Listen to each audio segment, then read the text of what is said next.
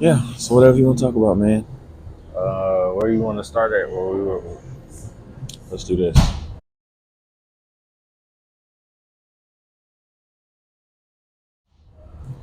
Hey, welcome to another episode of Bro Can We Talk.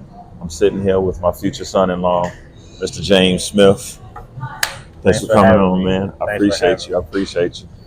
So, um, before we went on the camera, man, we were talking about um, the peace in relationships. We were talking about um, being built different from a lot of young men Yeah. out here. Can you just maybe elaborate on that?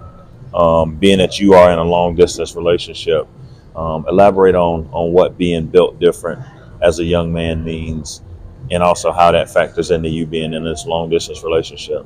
Okay. First of all, a lot of people take being built different as like say it in sports a lot, like oh I'm built different, but I like to take that into my own life and this situation because a lot of young men don't think how I think in the sense of discipline. And I feel like discipline is something that a lot of people have gotten away from and more nowadays. And the fact that I'm able to have that type of discipline plays a huge role into my relationship, and Yeah, that's why I like to. It keeps me grounded. yeah, It's a lot of distractions out here. We done talked about distractions plenty of times before, scattered ass everywhere. everywhere, and it's Yeah, like as easy as it is to get off track. I like to keep what's in front of me the main goal, which is my relationship, my goals in my career, and what I want to do business wise one day. And being in a long distance relationship, you have to have discipline to make it anywhere because one wrong move can throw you off track. facts, And facts. I'm glad that me and Amari have gone through this long distance stuff because it's making our relationship stronger.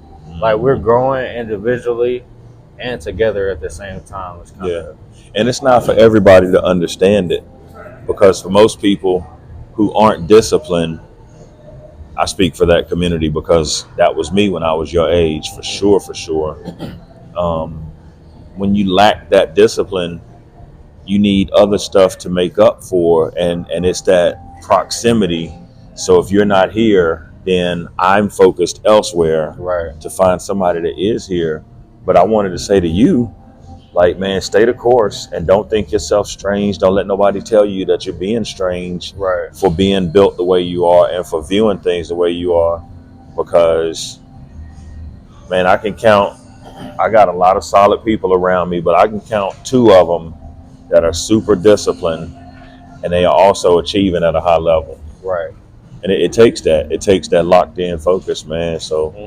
so kudos. Stay Got, locked in. got to. Yeah. Tell me a little bit about growing up in a two parent household. Um, And the reason I ask is because it's kind of a rare thing hmm. in our society to have mom and dad both in the household. Right.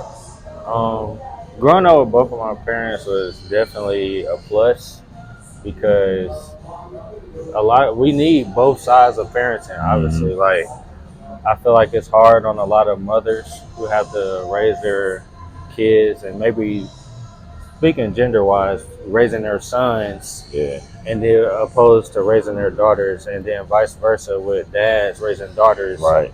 rather than raising their sons. So having both parents in my house, and I'm the oldest, two brothers and one sister, so it's kind of like I got the best of everything.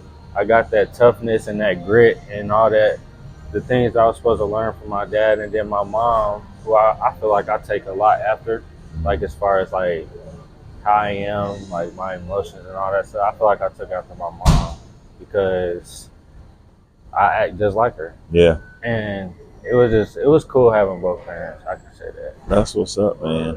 I too come from a two parent household, and you said it right. Like the dad is not qualified in some regards, and the mom is not qualified in other regards when it comes to the male and female thing, Hmm. because they've never walked in those shoes. Exactly. Um, and there are some parents, single parents out here who have had to for whatever reason, have had to or chose to do it alone, and the kids have turned out phenomenal. Yeah. But those are the unicorns, the outliers, and that's not everybody's story. Right. Unfortunately, man, I see that most people that are walking around broken differently than other people. But I also say, this is something we can talk about. I also say, man, a lot of the people who grew up in a single parent household, or a lot of the people that I know, have been able to achieve at a high level because they took it as like a chip they keep on their shoulder, right? I was about to say that. So yeah, it was there's a video. I don't think I sent it to you, but if I didn't, I promise you I will as soon as we cut this off. Yeah. But there's a guy. He's laying across the bed, and he hears on the other room his dad comes in. He said, "Honey, I'm home." Yeah. Junior, oh Junior, and he's laying on the bed, and he said, "Man, go to jail, bruh." And the caption said, "When all of your friends grew up in a single parent household, they all successful." Oh yeah. Junior. So that thing had me cracking up. Yeah. But no, I know, man. That's the picture. I know a couple of people right off the top of my head who are really driven, really focused, really successful. And I wonder, you've achieved at a high level, even for a young man. You've achieved at a really high level. Is there anything to that? If it were a single parent household, would that have driven you to do more, be more? In my situation, I feel like yes, it would. Yes and no, because I feel like I would have had that same chip on my shoulder, like a lot of people you said had. Yeah. But I feel like it's the fact that I did have both parents, and my dad was such a Active phenom, and he was very active with us in sports. So the fact that he pushed us so much, I wanted to be great for that reason alone. Even though I wanted to be great for myself, I'm like, I got my dad pushing me in my corner. He want me to be great, so I'm gonna go be great. Yeah. But like you said, I feel like if it was a single parent household, I still would have had the same drive because I would have had a chip on my shoulder. Yeah. So, yeah. I think for me personally, I think I need to as I step back and take a wide angle look at my life and my history. There's a certain point in a kid's life when the choices are now yours, when decisions are not being made for you, and you have to take ownership over the choices you made. So, for example, I'm in a car, someone else is driving, the car is going 5 miles an hour, 10 miles an hour. They jump out or fall asleep. Right. They either jump out the car or they fall asleep. Either way, it's on me now to drive the car. Right. And so if nothing happened that was super detrimental before they fell asleep, then I can't blame them for what happens after I grab the steering wheel, if that makes sense. Yeah. And so I have to look myself in the mirror and say I haven't made all the best choices. But at the same time, my folks, this sounds crazy, but I wish they'd have been on me a little more and kept me more driven. Okay. Kept me more focused and given me more of that.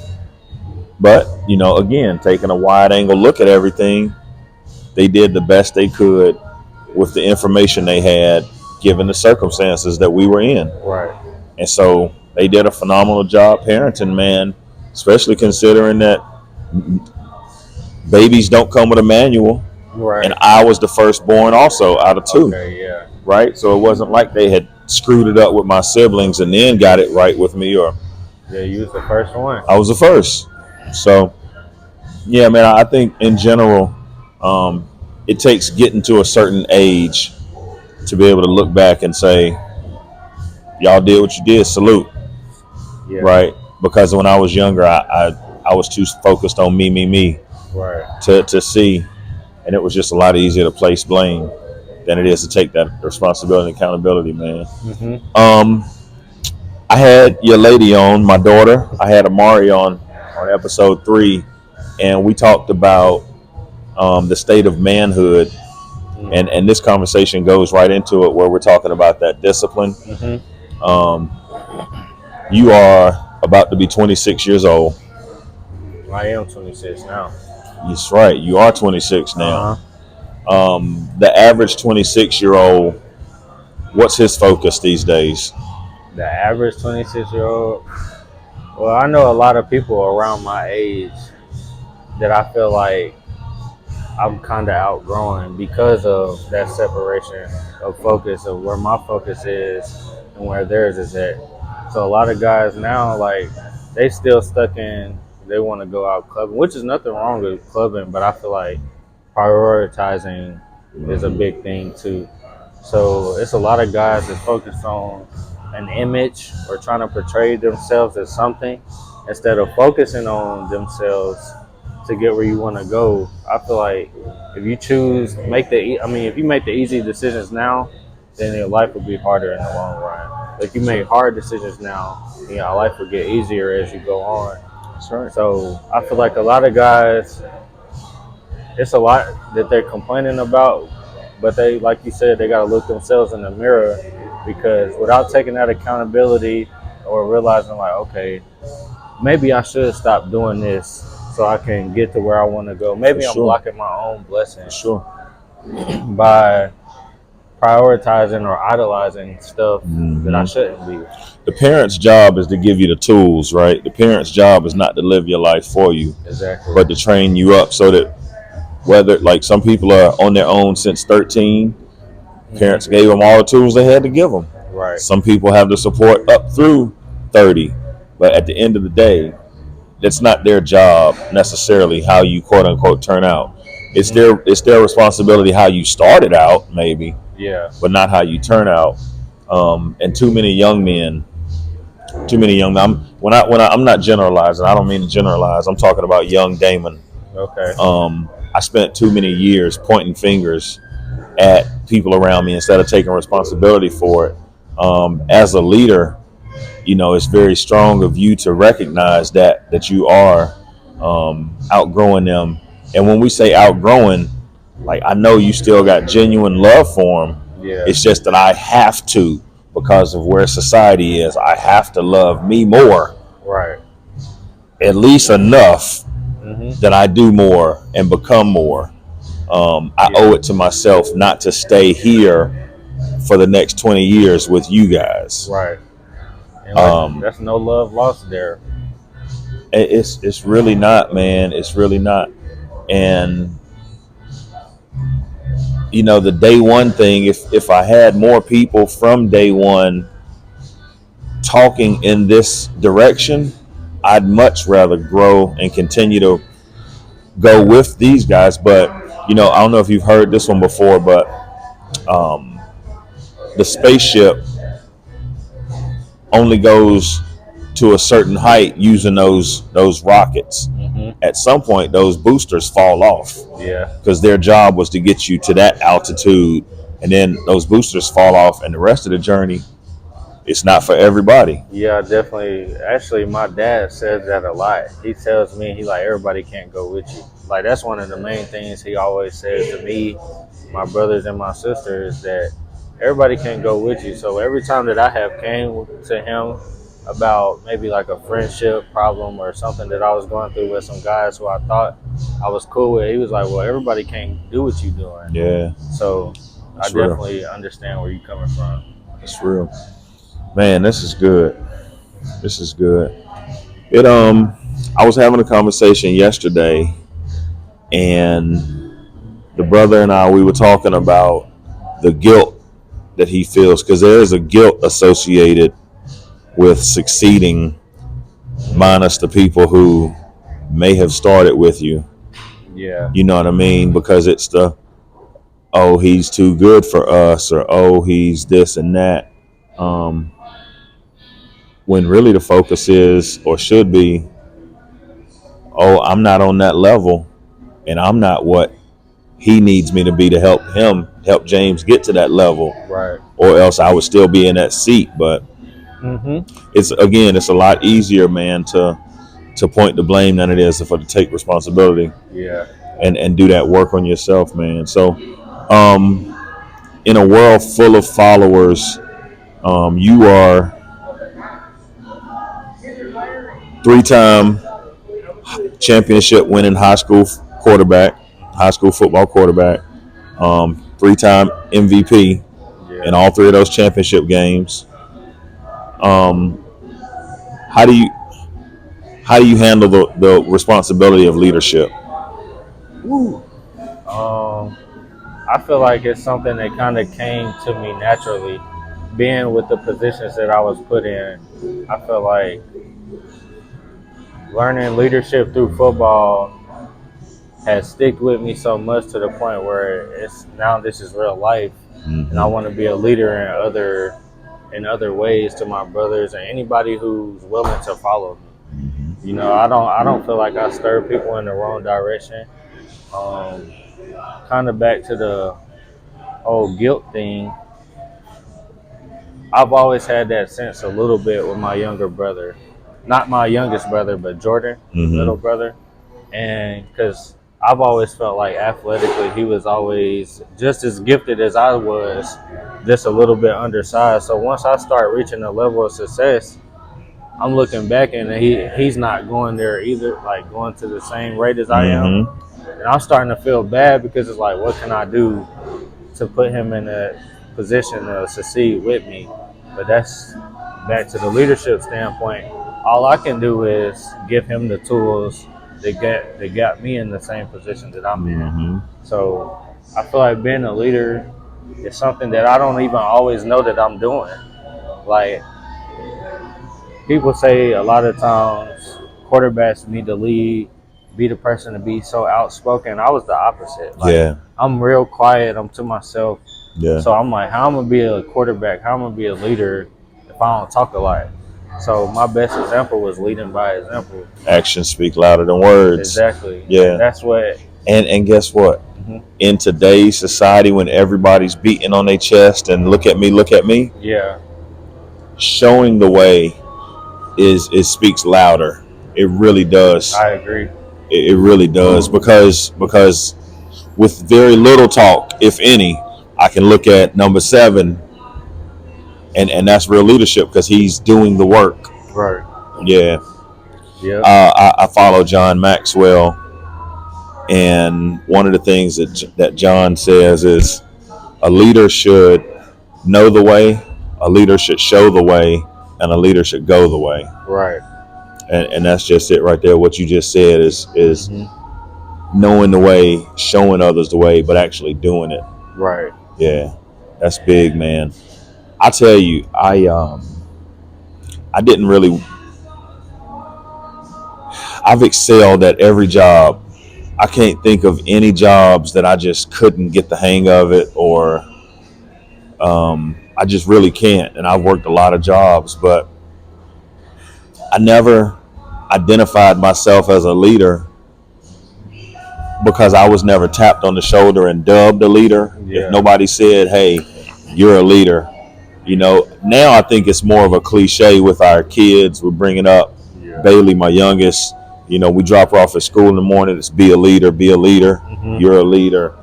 But growing up, I don't remember, and this is not a knock on my parents. I don't remember ever hearing my parents call me a leader. And so naturally, you know, I was naturally I would always give in to whoever the assigned leader was. Okay. However, being fully transparent with you, I didn't handle authority well as a young man. And if I'm looking back on it now, I think it has more to do with them being leader as a title and not leader as who they carry themselves as. Ooh, that's one right there. The lowest form of leadership is position. That's actually the first level of leadership is the title. Yeah. So yeah, you're the quarterback. Whoop-de-damn So do. what? Right. You're the manager of Pizza Hut. So what? That don't mean nothing. It means absolutely nothing until you build relationship with people and you start to get buy-in, because that relational leadership carries a way more weight Yeah. than it says John manager right here. John, Right. if you don't get out my face. People be ready to John, fight you make John. 30 cents more than I do. If you don't get away from me. Facts, though. That's a fact. John's are getting beat up. All the managers are getting tossed around the back room of Pizza Hut right now. Those ain't always the guys that be leaders, though. Like, Yeah. some people get put into a position forcefully and they're not ready for that. It's so prevalent, man. We see it all the time where somebody's in that leadership position, and you can tell they weren't trained up for this. It was thrust upon them, and they melt down. Whether it's a quarterback of a team or whether it's a manager of a company or whatever, they don't know how to handle people. Right.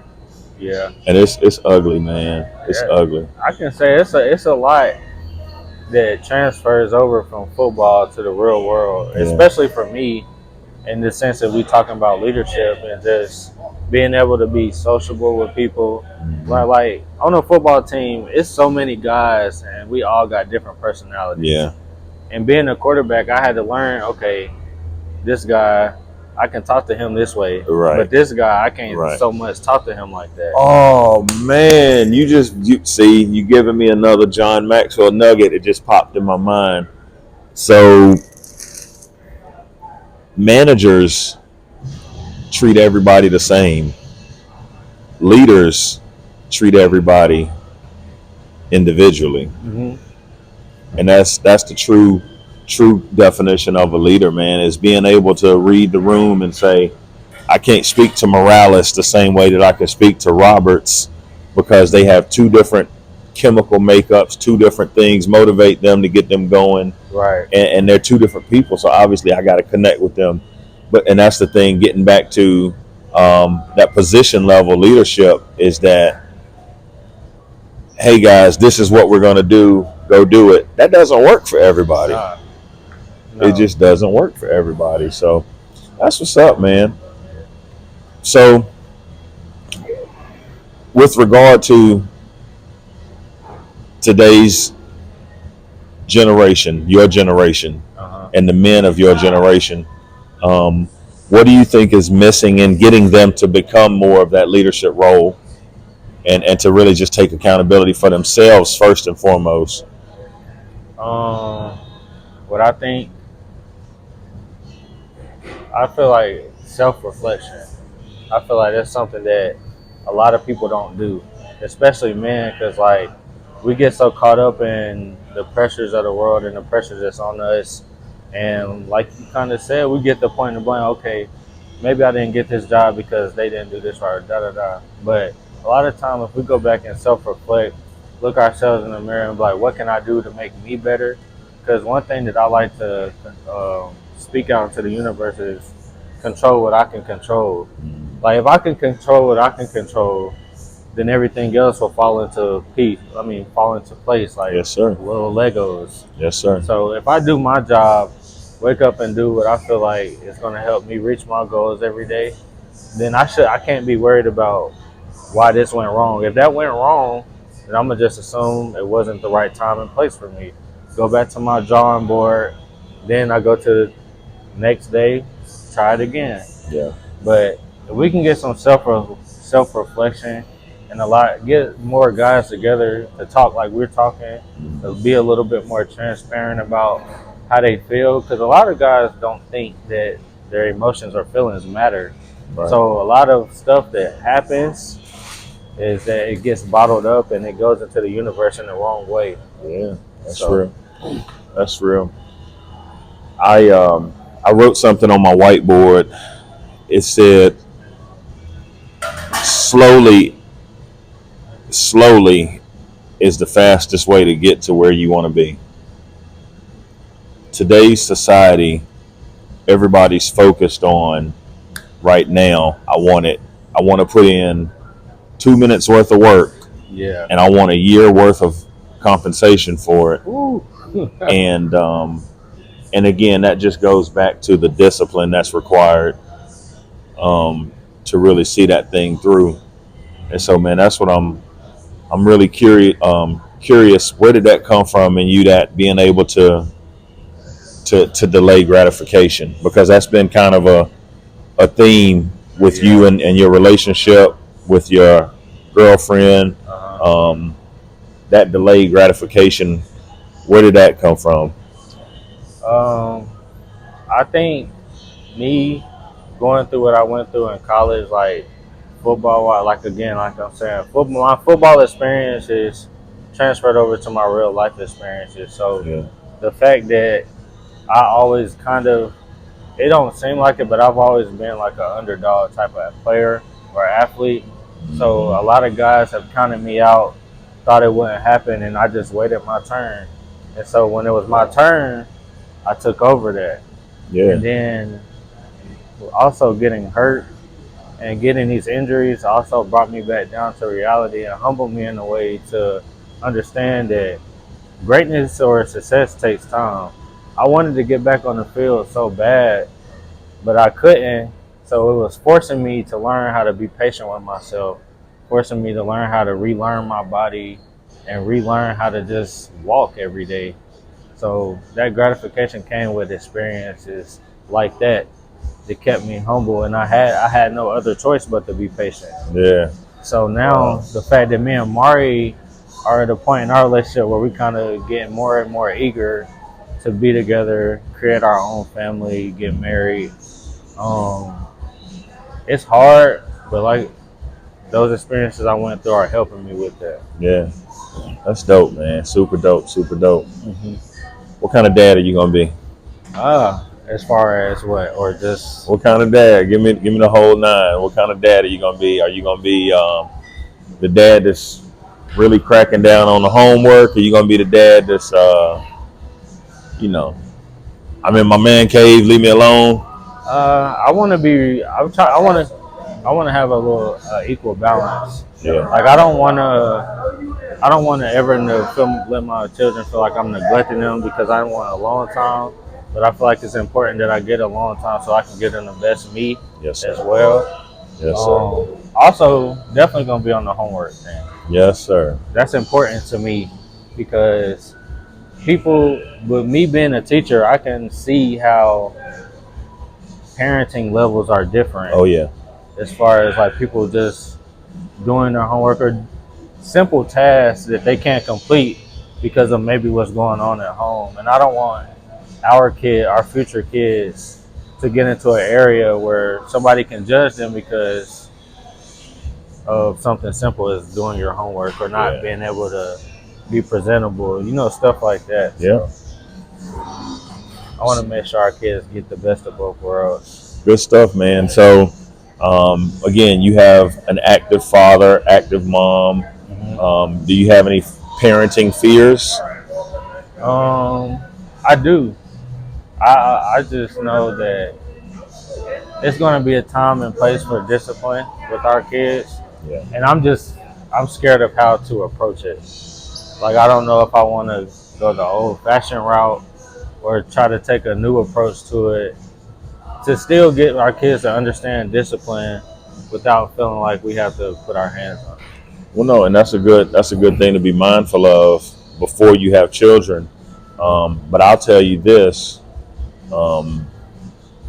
if you set the expectation when they're toddlers, you don't have to worry about it when they're 4, 5, 7, 8. Yeah, you don't have to worry about it when they get of age because you've laid the foundation Right.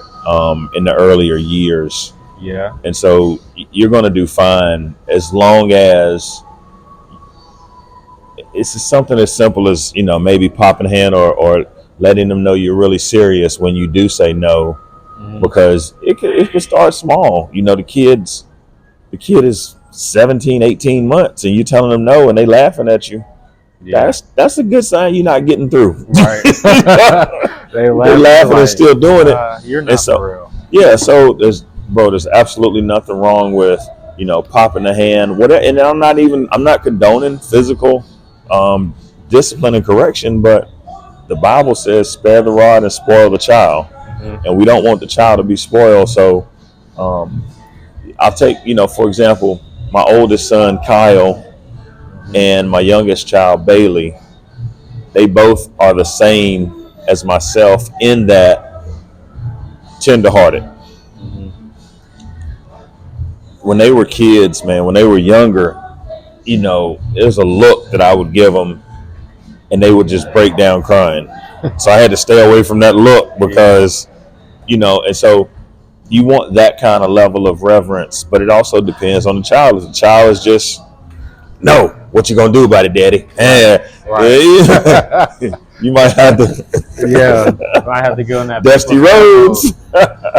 No, I agree with that. Yeah, that's a good take on it. I just know, which I will have full control over, but I just never wanted to get excessive. Yeah, because sure. that can get out of control for a lot of parents. Like a lot of times I see on social media, parents are like, nothing's wrong with disciplining your kid, but once you're doing it to a point where it seems like abuse, then that's where we draw the line. And I don't want my kids to fear me, but I do want my kids to understand that when I'm serious, I'm serious. I think what you're referring to is there's a great percentage of the population that doesn't have that self-awareness, right, that's not emotionally intelligent, and don't get their man cave time or lady cave time to themselves to decompress.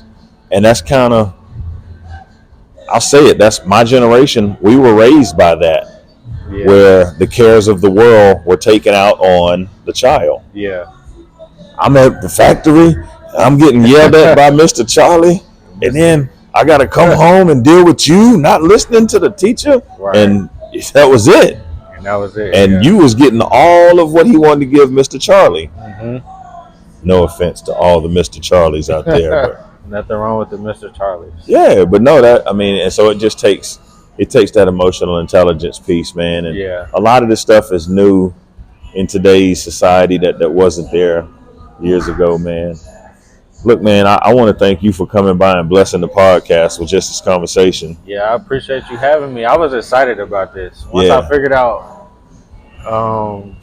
what you're talking about and what you really pushing and advocating for, I think this is a great thing that you're doing. I kind of been watching from afar, but now that I get to be a part of it, I hope I can be a part of it more. Definitely. I can kind of take some advice from you and give it to some guys that I know, or reference them to the podcast. So I appreciate it. Careful what you ask for, because I'm building out some mentorship stuff, and you're gonna be I'm not against that. Yes, sir. Because being a coach and a teacher, I feel like mentorship is just kind of instilled in me at this point. So I have no problem with it. Dope. Well, off camera, man, we'll talk about kind of the curriculum and what we want to get into. And I just want to let you know, man, publicly, that I appreciate you. I appreciate how you handle yourself. I appreciate how you care for my daughter. And because of who you are as a young man, you've made it really easy for Tiffany and I to love you and care about you. And I tell everybody, man, I love James. That's my son. And because I know my child is in good hands, man. And I really I appreciate your mom and dad for raising you to be the young man that you are. And however I can support, man, I'm available. A lot of this stuff I'm learning as we go, right? I was not where you are emotionally, psychologically. I wasn't there at your age. And so I'm super impressed by that, man. And it warms my heart to know that not all of your generation is lost, but some of your generation is light years ahead of the curve, the grading curve. And this is what leadership looks like, man. So I appreciate that. Yes, sir. I appreciate you, and I love you, Tiffany, and the rest of your family as much. Because I don't know, I haven't had the chance to tell you this, but you play a big role in a lot of the stuff that I like, my decision making and how I look at things. Like, you play a big role in that. because it's some things that you can't get from just your parents. And you gave me some tools to think about and to consider. So I appreciate you for that. Yes, sir. Yes, sir. Hey, man, thank y'all for taking the time to check out this episode of Bro Can We Talk. Until the next time, stay curious, stay engaged, and keep the conversations going. Peace.